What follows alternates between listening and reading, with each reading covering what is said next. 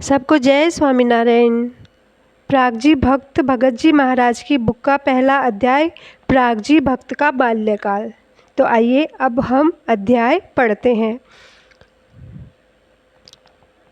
सभी को जय स्वामीनारायण। मंदिर के प्रांगण में बालकों का एक समूह रामधुन गा रहा था।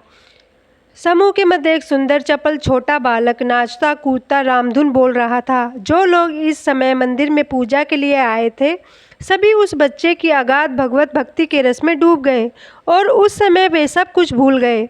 उसके नृत्य और रामधुन को मूर्तिवत खड़े खड़े देखते और सुनते रहे।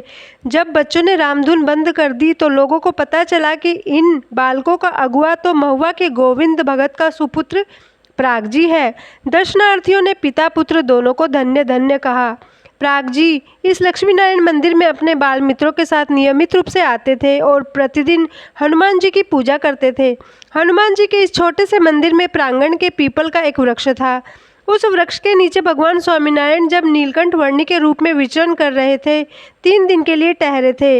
इस मंदिर में मुख्य पुजारी श्री सूर्य भारती इस बालक की लगन एवं भक्ति से बहुत प्रसन्न होते थे। प्रागजी पुजारी जी के काम में सहायता किया करते थे।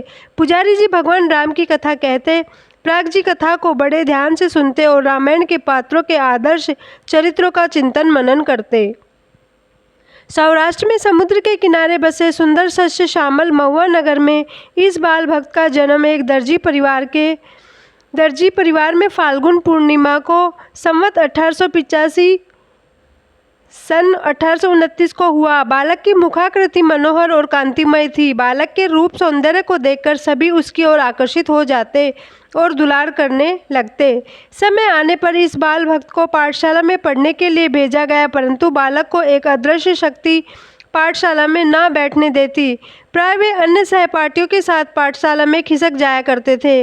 वे महुआ के बाहर बहने वाली मालन नदी के रेतीले पाट में मित्र बालकों के साथ बैठते और भगवान की चर्चा करते। वे प्राय कहा करते थे कि मेरी पढ़ाई तो पहले ही पूरी हो चुकी है। मेरा जन्म तो भगवान की उपासना करने और दूसरों को प्रेरित करने के लिए हुआ है। बच्चे हमेशा उनके साथ घूमते फिरते। प्रागजी से सबको सहज ही लगाव था। एक दिन प्रागजी के घर में कोई उत्सव मनाया जा रहा था। उत्सव में भोजन जीमने के लिए अन्य लोगों को भी निमंत्रण दिया गया था। प्रागजी अपनी माता के पास आकर बोले, माँ मुझे भूख लगी है, मुझे कुछ खाने को दो, क्योंकि अभी तक कुलदेवी को नैवेद्य अर्पण नहीं किया गया था। अतः माँ ने कुछ खाने को देने से मना कर दिया। माँ किसी काम से बाहर गई। प्रागजी चुपके से रसोई घर में घुस गए और रसोई में 7 से चूरमा व अन्य मिठाइयाँ रखी हुई थी।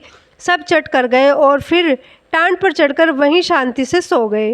अब थोड़ी देर के बाद माँ लौट कर आई तो माँ ने देखा कि वहाँ न चूरमा है और न ही कोई मिठाई है। वे सकते में पड़ गई। माँ ने घर में प्रत्येक से पूछा कि चूरमा मिठाई किसने लिए हैं, किसी को ले जाते हुए देखा है? सबका एक ही उत्तर था, हमें पता नहीं। सबका उत्तर सुनने के पश्चात माँ ने सोचा कि शायद कोई कुत्ता खा गया है। अब टांड पर लेटे हुए छोटे बालक प्रागजी बोले कि मैंने सब खाया है। यह सुनकर उनके बड़े भाई प्रागजी को पकड़ने के लिए लपके, किंतु चपल बालक ऊपर से बरामदे में कूदकर बाहर भाग गए। अब छोटे से प्रागजी भक्त की यह करतूत वायु वेग से सारे नगर में प्रसारित हो गई।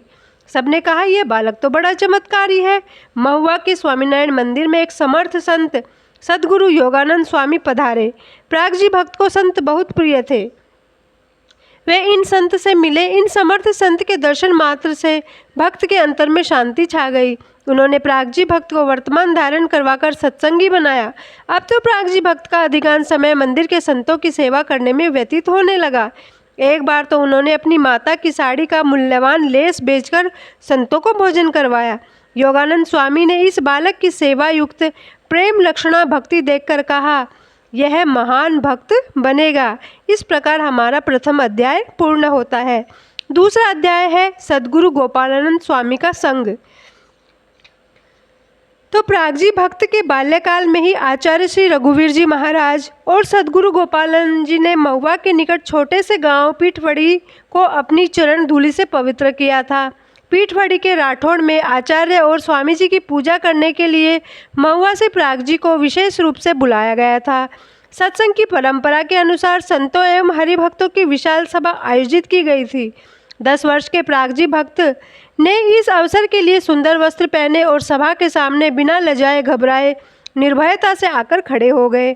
आचार्य महाराज और उपस्थित संतों को साष्टांग प्रणाम कर उस पुष्पों से पूजन किया और आरती उतारी। इस बालक के ऊपर आचार्य महाराज की दृष्टि स्थिर हो गई। हरिभक्तों ने इस बालक का परिचय कराया। सद्गुरु गोपालन स्वामी की दृष्टि को तो बालक ने सभा में प्रवेश करते ही चुरा लिया था। उन्होंने कहा, यह बालक तो जन्मजात भक्त है। हरिभक्तों ने स्वामी के इस विषय में कुछ अधिक कहने की विनती की। इस पर स्वामी ने कहा, यह तो समर्थ है, महान है और यह हजारों से भगवान का भजन करवाएगा। स्वामी के द्वारा बालक की महिमा बताए जाने पर तो जनमानस प्रागजी की ओर और अधिक स्नेह करने लगे। सद्गुरु गोपालन स्वामी की तेजस्वी मूर्ति और प्रागजी भक्त सहज ही आकर्षित हो गए।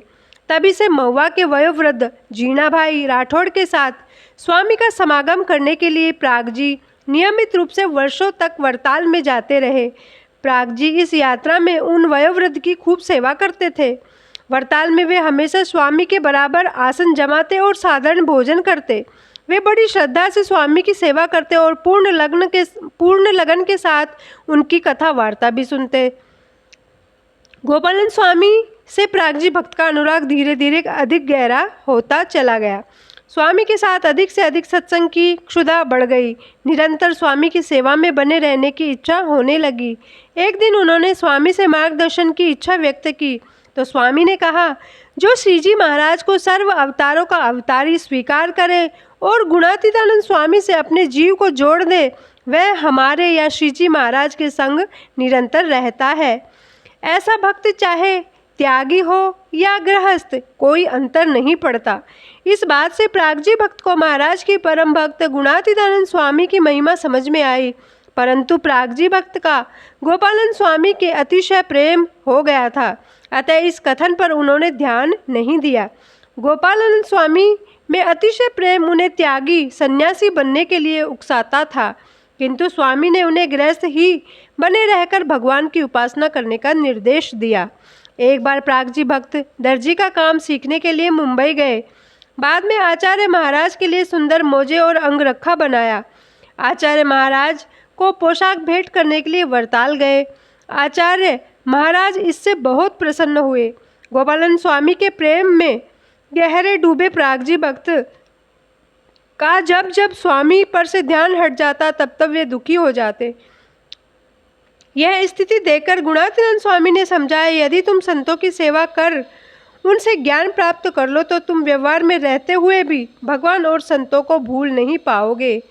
अपने प्रेम में खोए प्रागजी भक्त को गोपालन स्वामी ने कहा, जूनागढ़ जाओ और मेरे दिए सारे वचन वहीं पूर्ण होंगे। संवत 1908 और सन 1842 में गोपालन स्वामी वरताल में रोगग्रस्त हो गए। वडोदरा के हरिभक्त चाहते थे कि स्वामी अपना अंतिम समय उनके साथ व्यतीत करें, परंतु स्वामी ने तुरंत उत्तर दिया, अब तो अक्षरधाम में महाराज की और या जूनागढ़ के योगी की ओर दृष्टि होनी चाहिए।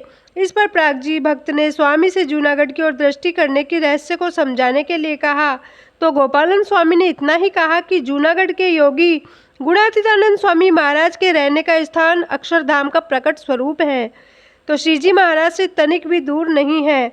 ऐसा कहकर स्वामी वैशाख कृष्णा चतुर्थी को अक्षरधाम पधार गए। सभी को जय स्वामीनारायण।